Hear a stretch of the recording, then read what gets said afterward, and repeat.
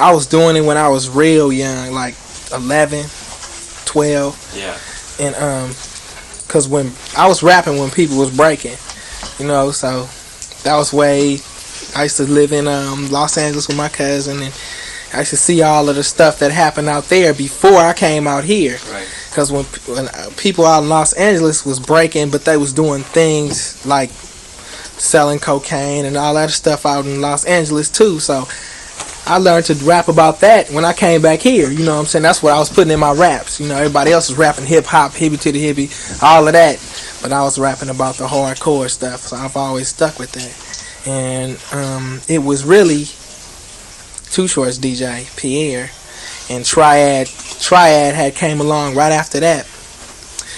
Back in 1987, 88, I was doing shows with Eazy-E and Rodney O. This is up here. Yeah, that was in San Leandro. San Leandro skating ring. Yeah, I'm 16, 17 years old. That's a big thing to me. You know, I'm still in high school doing shows with NWA, and how old are you now?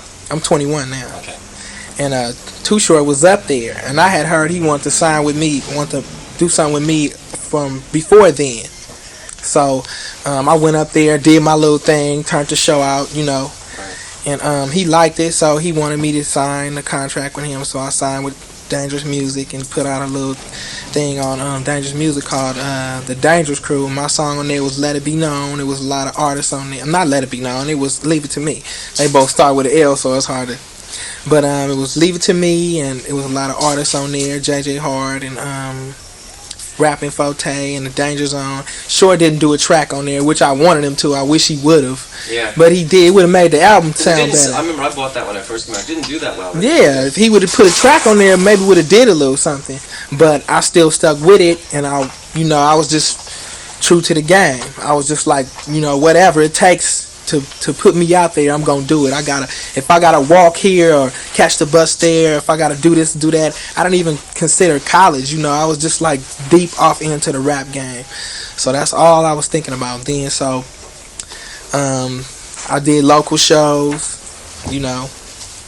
and Short E from AMW, like me, him, Dangerous Dame, Kimmy Fresh. We used to go down to her house right down the street on 73rd, right? Go down there, kick it, have a little fun, and do the little lyrics up there. I was doing reggae stuff back then, as a matter of fact. I got a lot of reggae on my new album. What year was that? That was like 88. It was like right after I made the record with Short. Yeah. And I was doing reggae stuff back then, and they liked it. Short E must have talked to Georgette Willis, Triad Records or something. Then he'll see me somewhere like in the Eastmont Mall or something, say, yeah man, we got a show here, we got a show there. Alright, I'll show up there, turn the show out, Then he'd say he must have told Georgette, because then like a while after that, he must have told her like a year or 2 years after that, because we was like kind of kicking it. I see him here and there. I should give him a tape. He was still doing local shows. So he must have told Georgette about it. Told Triad Records. She called me like 11 o'clock at night. So she comes over right there and then. I want to hear the tape. And so I had a little scroungy tape. I have didn't sound too good. The quality was all tore up, and I showed her the tape, right? So. And she liked it, and so from then on, we just worked with Aunt Banks and, just try to get it out there, trying to rush it to get it out there, because she said she didn't have that much time. It was like a rush production, so we did that, and we put it out hoping it was going to do something. I had a feeling that 187 proof was going to be the thing, because you don't see too many people who don't drink, and if the people who don't drink probably used to. So 187 proof, I had a feeling that was gonna hit. So then she released that, and a couple of weeks later, I hear all my friends driving around playing it. So I'm thinking it's just a thing, around the Bay Area or something. And then she sent me on tour to different states, and then as soon as I get to the record store in was it Seattle? As soon as I get in that record store, all I hear cars driving by playing my music. So I'm in Seattle, so I'm like, okay, so it's happening now. It's cool. They like the music. I'm glad I'm considered an artist now. that's how I got started, you know. But I feel I should go. I have a lot further to go. Yeah.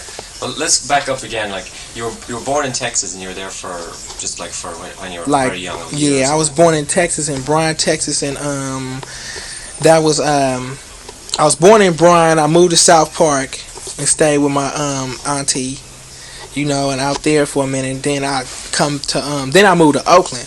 Then I moved from then I go back from Oakland to Texas just on family reunions and like for the summer and all of that, you know. Yeah. So I'm still familiar with Texas. I still got friends out there. But you grew up in LA till you were 12, pretty much. In LA, I stayed in LA for about a year with my grandmother because something had happened, and my mother didn't want me to stay in Oakland. Hayward. I was staying in Hayward.